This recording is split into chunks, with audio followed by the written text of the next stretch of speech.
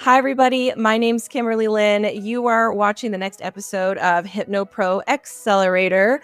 I am here with my partner, Whitney Christina. How are you today, Whitney?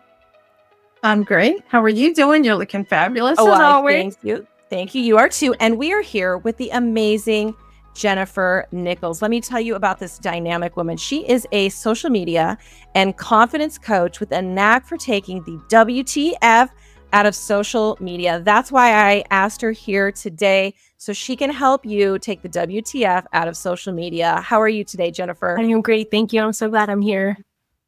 Welcome to HypnoPro Accelerator, the podcast set to transform your hypnosis business. I'm Kimberly Lynn, and alongside my partner, Whitney Christina, we're your co-pilots in the fast lane to success for professional hypnotists. Join us as we explore the art of building a thriving hypnosis practice. We'll discuss captivating offers, effective client communication, and share our own insights from the profession. No gimmicks, just practical strategies from two experts who understand the world of professional hypnosis inside and out. So grab your coffee or something stronger, we won't judge, and settle in and get ready to accelerate your hypnosis business like never before. It's time to take your practice to new heights. Let's make it happen. Hello, everybody. Welcome back. We are here with Jennifer Nichols, and she is a dynamic social media coach. And one of the things that I think is so surprising to brand new hypnotists or any kind of healers is once you get trained, you think that, oh, all I'll have to do is really just go out and do what I love, but that's actually not true at all. You actually have to do so much more as a solopreneur and entrepreneur, and social media is one of the big important ones. You can't just put your name in the yellow pages anymore. And so we're going to talk to Jennifer all about that today. So how are you today, Jennifer? I am fantastic. Thank you. I'm so excited to be here. I am so excited to have you here. I got to hear you speak a couple months ago in a private group all about YouTube, but sounds like you do a lot more than that. So I'd really love to hear from you just kind of like how you got started and like kind of what you do specifically for people. So in many great things, it all happened by accident. So I had owned a previous business, and in that business, wearing all the hats and realizing social media was becoming a thing, I started taking classes. Some things in my life changed, and I found that I loved the social media aspect, none of the other running your business stuff. So when things in my life changed, I was like, social media might be the answer for me. And it is, and it was. And so the journey started there. And I started as a person who just did social media for small businesses. Interesting enough, my very first client was a massage therapist because she did not have the time when she was with clients all day. So it was exciting and I loved it. And now I find that the more people I speak with, the more there's other problems that kind of pop up and things that kind of creep in. And it's not just a matter of handing it off. Sometimes our business feels like our baby. So I've evolved as my clients have evolved. So it's been a fun journey. Awesome. This is my favorite question. I always just start with it. What is maybe out of all the things that you generally find with people, like the number one struggle that small business owners have with social media? Is it technical? Is it the creative side? Is it getting on camera? What is that number one struggle? It's actually fear. So it starts with I don't like social media. I don't know how to do social media. There's too much stuff I have to figure out, all the platforms, all the places. But what it really boils down to is fear. There's things that come up like, well, I don't know what to say. Or imposter syndrome. What if somebody thinks I don't know my stuff? Or what if somebody thinks that, I am saying things the wrong way? Or I'm not doing 17 videos a day like I'm supposed to. So it's a lot more worry and fear than it actually sounds like in the initial conversation. But when you dive deep, I think for almost everybody, it starts with the layer of fear. I'll do video when I have makeup on. I'll do this when I lose 10 pounds. And none of it matters because I can be honest, y'all, nobody has ever said, why did you show up on camera without makeup on? Nobody's even said simple stuff like your glasses are making a glare. Like the stuff we worry about is all based on our own self-worth and our own fear. And that prevents us from showing up on social media. And as a small business owner, we have so many worries and fears. I think for me, I recently had to do a number of video posts. And for me, I got through the fear. Okay, I'm going to do this. I'm going to be like Kimberly and just go live. But what happened for me was every step of the way, the stupid tech ate my lunch. And it took days to do what it looks like takes minutes. And it's just like, it's not fear for me. It's frustration of "Ah, if the camera's not just in the right place and like the camera holder wasn't holding it just right. And then the lighting. Yeah. And then, okay, I got CapCut so I can teleprompter myself and read but it's always just like, okay, if I do this, then it'll work. And then you do that one thing. And then there's another thing that you have to research like 4 or 5 days for before you can get an answer. And by the time it's all done, you're drooling and spitting and stuff like that because it was too much. Yeah, and you're ready to throw in the garbage and say it's not worth it. So why bother? Yep. I absolutely get that 100%. And do it again or another day. What? I had my makeup on today. I was ready. Yes. So the great thing about that is that they're all learned things. And so I can coach my clients through those things. I can coach them how to have the proper setups. I can coach them how, the differences between lives and scheduled videos. I can coach them on the steps to take. And in the beginning, it's sort of like learning to tie your shoes. Sometimes it's all going to get messy.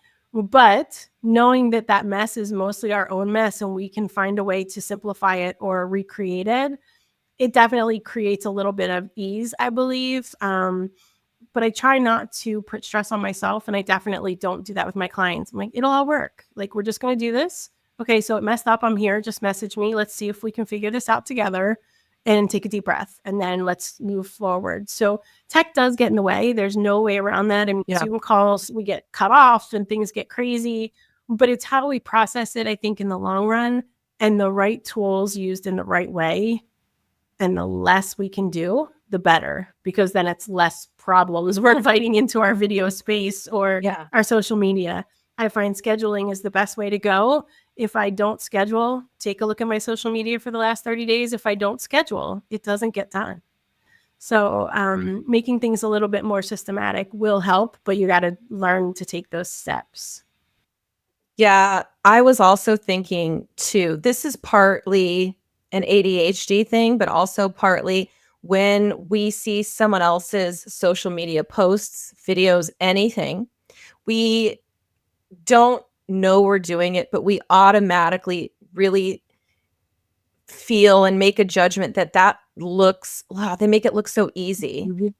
And what they don't realize is on the back end, it actually takes quite a bit of time. I automatically, like, my ADHD default is to think that something takes about half the time that it actually takes. So I've learned, and I'm learning more all the time, like, add 50% to your gut because you don't have a gut. It's underestimating your skills or the time, because it seems so easy, but it actually takes time. And like you said, Jennifer, like, it's a skill that you grow in. And sometimes the smallest tool and the least complicated tool is the best tool, even if it takes longer than people think, I think. Yes. That is intimidating because it takes you so long. And you're thinking, well, how can everybody else do this? And they're in the same boat, actually, a lot of times. You were saying something that gave me hope, and it kind of reminded me of why we started HypnoPro Accelerator, is because I don't know what I don't know, but if you can give me the tools and the formula and okay, we're going to do this, this, and this, and instead of having to research, will this work? Will this work? Will this work? If you have an expert that you work with that knows this works, this is easy, and then when it glitches, you can say, "Hey, 911, help." That would be so helpful. Okay, so I'm going to say right now, anybody that has not done their social media videos and you need to do them, you know who to call, because trust me. It's wonderful to have the support. And I have one client who will do the videos. She knows her stuff inside and out, but to do the fluff is not her jam. So I give her a list of videos that she needs to create for me because I can't do that for her. And then I get them back unedited, raw, messy, sometimes way too long. and then I fix them for her. So the problem is solved. So she does the part she has to do that's her. And then I do the back end stuff that would freak her out and stress her out. And then we schedule it. So there's definitely ways. What I love about how I work as a business owner is that I meet my clients exactly where they are, because we're all unique, especially women. And there's no one size fits all for what my clients need and where they are in their levels of their business and social media. And so I get to help them in the way that best serves them, not in the way that I have this cookie cutter standard thing that I do. I get to adjust, and I love that part of it most of all. That's awesome. I'm looking at your website right now, actually, and it makes me feel like you are not just helping people with technical stuff, but you're helping them with creative stuff, and you're even helping them with mindset and confidence. Mm-hmm. It all goes together. So if you just, and I know this because I've done it, in the beginning, I just showed up, and I did not show up as myself or felt comfortable showing up, and it was awkward and weird, and hopefully nobody finds those videos. But when I gave myself permission to be myself, what you see is what you get, whether it's online or in person. And for me, that creates such a level of comfort, and I hope that I get to instill that in my clients as well. When you show up as yourself, it's a heck of a lot easier. And all of the things that tend to worry you sort of start to dissipate when you welcome people into your world. So if I'm welcoming you into my home and my dinner table, I'm not going to freak out about what you think about, the guest bedroom being messy. It is what it is. And, we'll move on. And so when I think about that in a social media sense, and I get to instill that in my clients, being who you are is the best gift. So when people go to my website, or when they meet me online or in person, I want them to feel first and foremost comfortable. And most of my clients are those kinds of people that want their clients to feel comfortable too. How do we get to know somebody? It's sharing ourselves naturally, and we got to just get over those hurdles and boundaries that hold us back, and then just magic happens. I have told people before, it doesn't matter what size you are, how old you are, how many wrinkles you have, what color your skin is, anything. Like, really, there is a spot on social media for you, your product, whatever it is that you do, serve, sell, and your ideal client. There are people looking for you, and the more authentic you can be, the better. What is the key? What is the trick to being authentic? It's practice. But before the practice, because it's hard to, should I say that? Can I say that? I curse a lot. And I have some boundaries. I'm not going to curse, at the mall in front of other people's children, but I do curse a lot. And so for me, if my clients are not people who can handle that, I'm not their ideal fit, because I don't want to put myself in a box and try to worry about my words all the time. So it takes practice. But what I get my clients to do in the beginning is write down a list of what they think is amazing about them. Then I have them write another column that what they think makes them amazing about being the business owner that they are. Like, how do they serve their clients? What magic do they provide that isn't necessarily the same person down the street providing? And when you can see those things, there's usually parallels. And then I get them to focus on those first. Okay, so you put heart into you as a person and your family and your business. So let's talk about how you can show up showing your heart more often. Nice. And so it's really about them giving me the information about what matters to them and what really is their authenticity. And then it's me giving it back to them in tangible ways that they can see it working online. And then it's the steps. You got to keep practicing. It gets hard, and then it gets easy, and then you get nervous, and then you get, so it's a lot of give and take, but that's what I'm here for. Yeah. So can you tell us a little bit about what you do, like all the services that you provide as a new hypnotist that just doesn't know what they don't know? What can you help them with? Because it sounds like you do lots of things. I'm like, wait a minute, what? They all bonded together, though, so it's kind of cool. Like, my mom teases me all the time and says that I'm more of a counselor than I am a social media coach. And she's right, because I have some clients, we spend 30 minutes in the beginning of our calls just hammering out all the issues that are just their own personal. Sometimes it's family problems, sometimes it's work related, sometimes it's partner problems, but we hammer all that out first. But really, it's 3 ways that I help my clients. One is the simplest, coaching.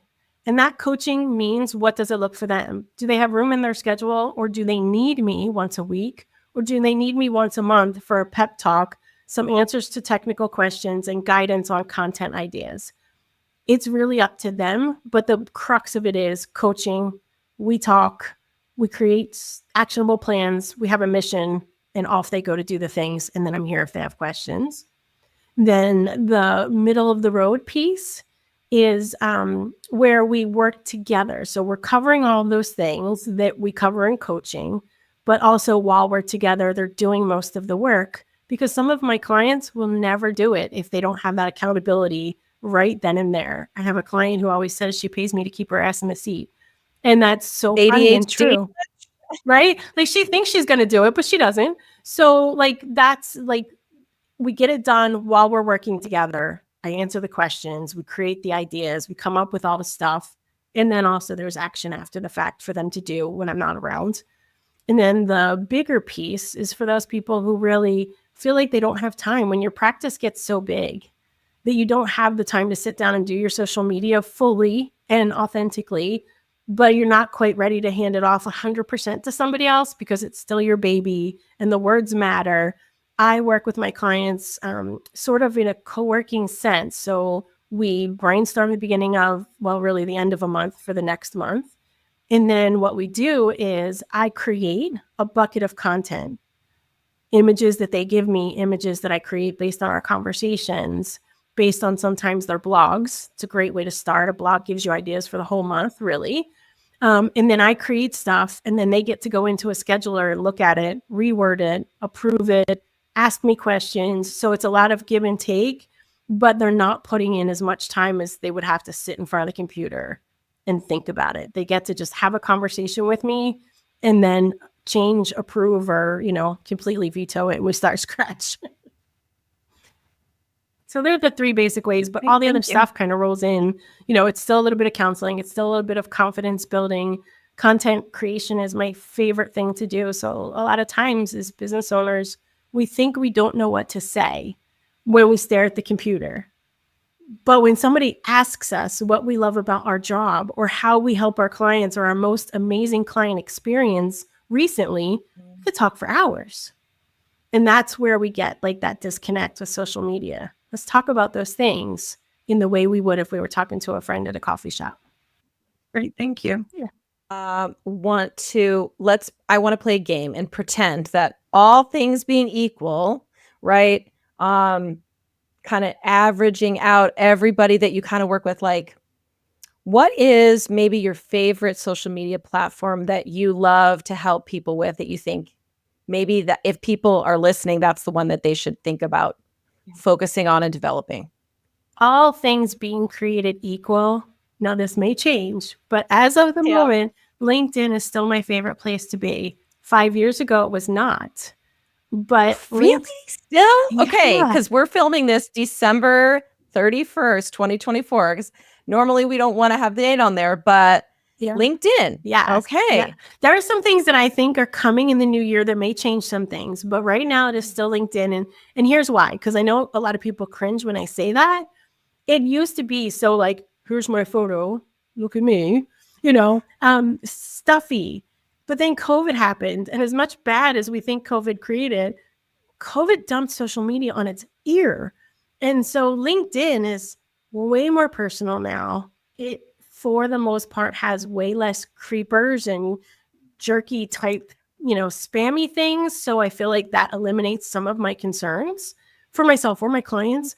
But it's a place that you have a chance to truly develop relationships, and you get to all platforms. And this is the one thing I want people to know. Every single social media platform, we are the boss of. We get to invite people into our place or kick them out. They don't have to stay.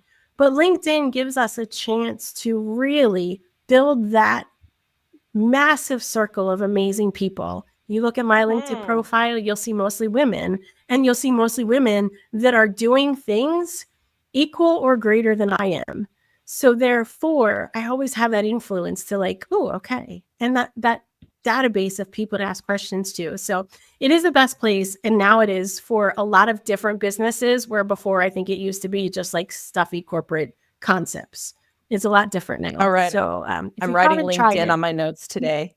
I'm writing LinkedIn on my notes today. Yeah. I didn't mean to talk over you. I was like, this is like the third time in the last month someone has said LinkedIn to me. And I've been, okay, I have a presence there, but this is another question I have. Like Facebook, on LinkedIn, you can do personal and business profile. What do you recommend? A lot of people say, and I have moved to this model primarily on Facebook, even though I know that you can get traction with your business page on Facebook, it's just a lot easier to move your personal profile or a person profile on Facebook to more of an influencer account. It just seems to be more effective. It just seems to be easier. What's your opinion about that on LinkedIn? I would say always start personal.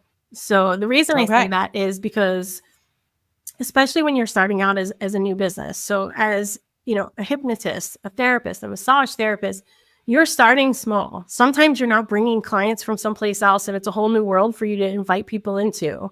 So when people know you, most people I know don't know the name of my business. They will tell you two things about me. One, my name, or two, that I take the WTF out of social media. But they can't tell you the name of my business unless they phone a friend. So if they're looking for me online, they're looking for me. That's the first thing to think about every time. They're looking for you. The reason that Facebook changed is because they wanted to create this whole business model that sort of mimicked LinkedIn, but it didn't work. And now the only benefit is, one, you can't have more than 5,000 followers on a personal page. So if you're growing, you have to, about midway, when you have about 2,000 to 2,500 people you're connected to on Facebook, you should start to consider the next step, or weeding out those people you didn't necessarily have to say yes to begin with. You want to manage that.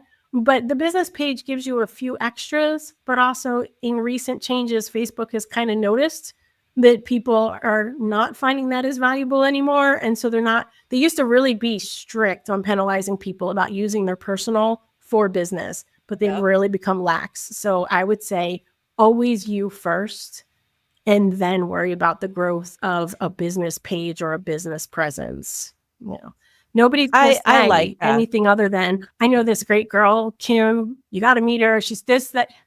Your business name's not going to matter. Yeah. So I typically agree with you. And, I think I first heard that advice 5 years ago. It was hard for me to switch that mindset over from business page to personal.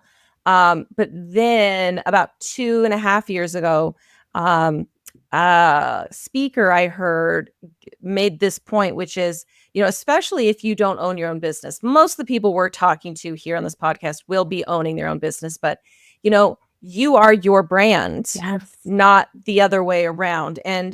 And so, especially if you work for somebody else and you move, you want to take your circle of influence with you. And so you should always be promoting that personal side to it. And so, you are your brand. Absolutely. And there are a lot of people I hear like, oh, but I don't want to post stuff about my business on Facebook all the time.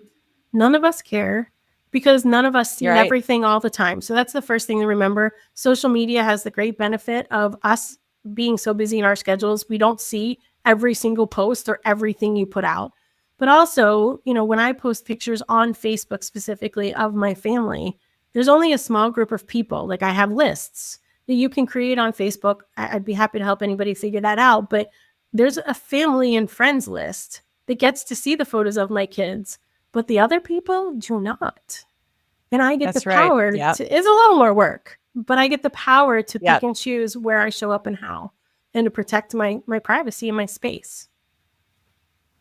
I love that. Thank you for the tip. I'm very encouraged to go check out LinkedIn. I love it. Any questions, Whitney? Any thoughts? Yes, I have a thought for all of our HypnoPro Accelerator babies out there. Yep. Talk to Jennifer first before you jump into the social media. Otherwise, it's overwhelmed. Speaking from experience, it was for me. It was overwhelmed. And just being able to have someone that knows what works, what doesn't, talk to me. Okay, this is going to work for me specifically and not this. You just need that extra boost. You really do. Yeah. And the hand holding, like there's nothing wrong with needing a friend to be there to hold your hand and give you some support. The great thing about what I love is overall the fun we can have with social media. I don't want anybody to feel overwhelmed. Work is hard enough. Paying the bills for our business, worrying about an accountant, the taxes, all of that stuff is hard. Social media should not be the hard piece of our business. It can be fun. Mhm. And if anybody's listening and they have questions, I am happy to answer them. There is no shame in my game. I don't have to be a gatekeeper of anything. Let's just jump on a call and have a quick conversation. And maybe I dazzle you and you want to work with me, and maybe I just help you with that one question, and then you totally start to rock your own social media world. Either way, it's great. So I love it. I love that. I love that. So on that note, can they go find you on Facebook? Should they look for your business? Should they connect personally with you? How does that work for you? Yeah. So On Facebook and LinkedIn? Yeah, LinkedIn. LinkedIn is the best place. But yes, you can find me on Facebook too, under the business Bloom and Hustle, or just me, Jennifer Nichols. The cool thing about finding me with my name is I always have a hat on, so it's not hard to figure out if that profile is me. But LinkedIn is my favorite place. But send me a message, connect on my website and send me a message that way too. Whatever works. I think that the first thing we can do is just start a conversation. Yeah. Do you have a newsletter or anything that if people want to, they can go to the show notes here, click and go visit your website? Anything there for them? There's lots of fun things that are happening on the website. So I would say click and find what works best for you, because sometimes what you need is one thing. Sometimes what you need is another, or what you think you need is totally opposite. When you start reading, you're like, oh, that. But yeah, so some of the cool, fun things I do is help people figure out hashtags if they're using social media, because some things work, made up words do not.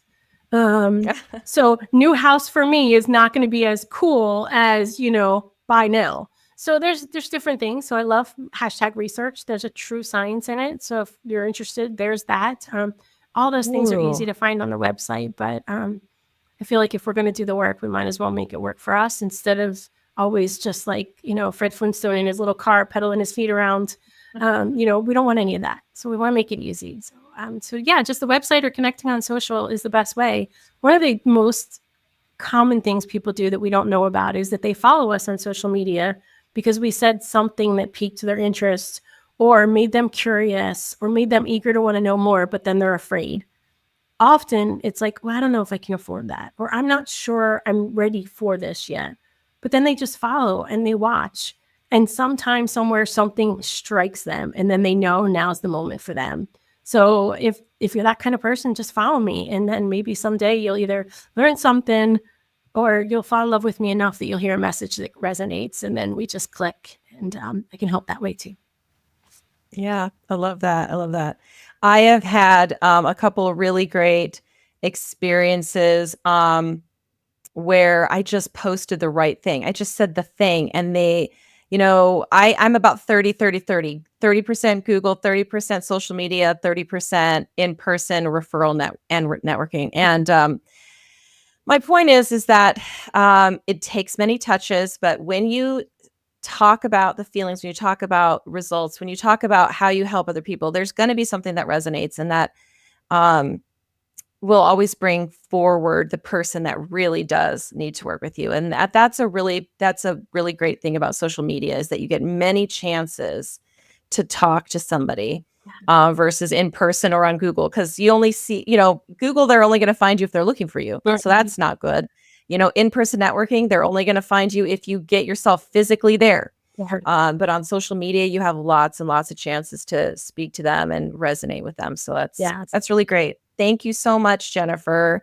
Really appreciate your time and being here today. I just want to wrap us up today because we are, hitting the 25-minute or over mark, I think, for this episode. Please like and subscribe to our channel. We really appreciate that. Every month, Whitney and I have a free power hour where professional hypnotists can come live, free training on all sorts of business things. We change and do new content every month. And you can get that by signing up on our website. Links are in the description. And stay tuned for more. Oh, and invite a friend. You can come join us on our Facebook group as well. It's free as well there. So come find us on a Facebook group. Invite your friends. And Whitney, anything else? Did I forget anything? No, you got it. The Power Hour is the third Tuesday at noon Central. And yeah, invite friends to the Facebook group. Invite them to the website. Just anybody that you know that is wondering, what should I be doing? Right. What don't Anybody I that's know? looking for help with the business of professional hypnosis. So Yes. thanks so much. We will see you next time. Bye, everybody. Bye.